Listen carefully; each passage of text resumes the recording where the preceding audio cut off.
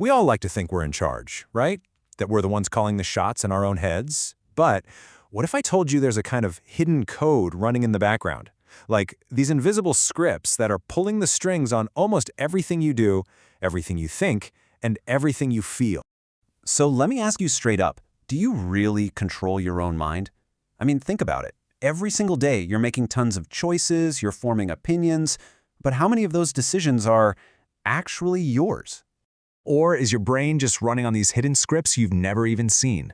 Well, in this explainer, we're going to reveal that code. We are going to dive deep into the psychological glitches and shortcuts that shape your entire reality. I'm talking everything from the stuff you buy to who you're attracted to. Trust me, by the time we're done, you're going to start seeing this code everywhere. All right, let's kick things off with the tricks your own mind plays on you. This is all about how your brain can, well, warp reality. These are like the personal glitches in your own mental software, the ones that kind of bend how you see everything. Okay, you know this feeling. You buy just one new thing. Maybe it's a cool new shirt. And suddenly, you look at your closet and your perfectly good pants just don't cut it anymore. And then you need new shoes to go with the new shirt and pants, and maybe a new watch to top it all off. That, my friends, is the Diderot effect. It's the sneaky spiral where one new possession makes all your old stuff feel, well, old and crummy, kicking off a total spending spree. And here's another weird one. The very act of owning something makes it more valuable in your eyes. That's the endowment effect. So picture this. You see a coffee mug in a store and you think, yeah, I'd pay maybe $10 for that. But if that exact same mug is already yours, suddenly you wouldn't let it go for less than 15, maybe even $20. It's like a magic trick. Just by owning it, its value just inflates in your head. Okay, imagine you have this incredible, earth-shattering idea. It feels completely new, totally original, a pure stroke of genius. But then that sinking feeling hits. You realize you actually heard it, or something super similar, years ago. That's cryptomnesia. It's your brain basically trolling you. A forgotten memory pops back up, but your brain forgets to label it as memory, so it presents it to you as a shiny new thought. This happens all the time in creative fields and is why so much plagiarism is actually unintentional. What other people expect from you is crazy powerful. It can literally become a self-fulfilling prophecy, and this plays out in two ways. On the one hand, you've got the Pygmalion effect. This is when high expectations lead to high performance. Think of a teacher who believes a student is a genius. That student often rises to the occasion.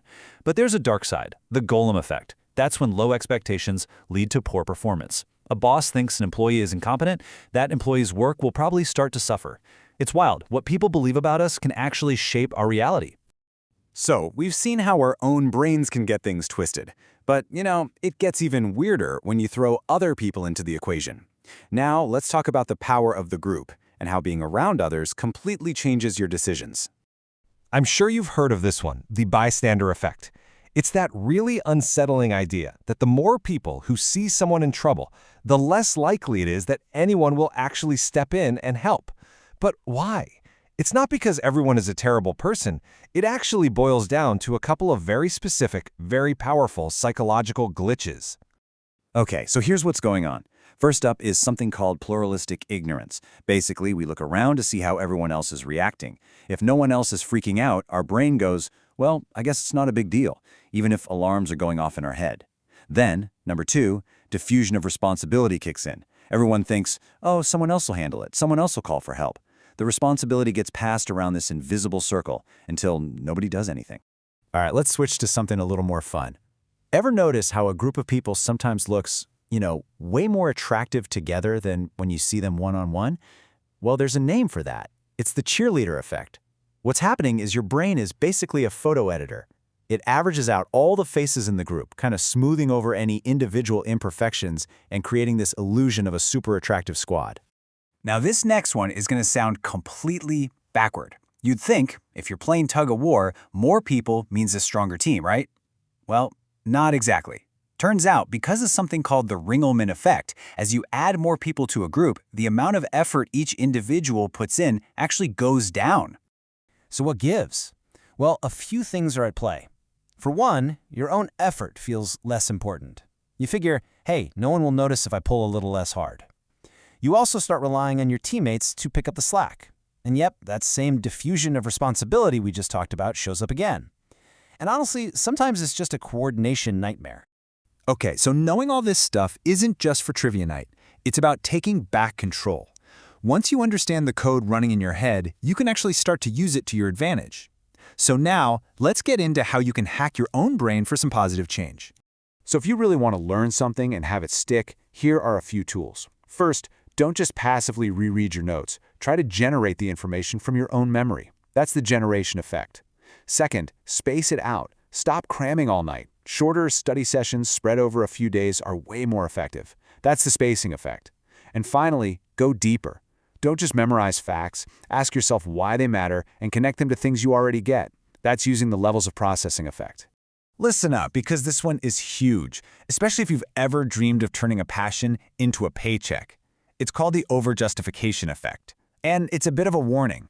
When you start getting an external reward, like money, for something you used to do just for the love of it, your motivation can get all twisted. The internal joy of doing it gets replaced by the external pressure of the reward. And the real kicker? If that reward ever disappears, the original passion might be gone for good. So we've pulled back the curtain on some of the brain's most powerful hidden scripts. But look, understanding yourself is a job that's never really done, right? The real question now is, what are you going to notice now that you didn't before? Because now that you know about all these effects, you're kind of stuck with it. It's called the curse of knowledge. Once you know something, it's almost impossible to remember what it was like not to know it. You're going to start seeing these psychological scripts playing out at work, with your friends, when you're shopping, everywhere. And you'll see the world in a way that people who don't know this code just can't. And for our very last piece of the code, let's talk about the Zeigarnik effect. You see, our brains are obsessed with unfinished business. They hate open loops. That's why we remember tasks we got interrupted on way better than the ones we actually finished. It's the reason TV show cliffhangers drive us absolutely crazy. Your brain just has to know how it ends. So, as we get to the end here, let me leave you with this. We've really only scratched the surface of the brain's hidden code. And the mission to truly understand your own mind is, well, it's an unfinished task by its very nature. And maybe, just maybe, thanks to that Zeigarnik effect we just talked about, that's exactly why these ideas are going to stick in your head long after we're done. So, what are you going to notice first?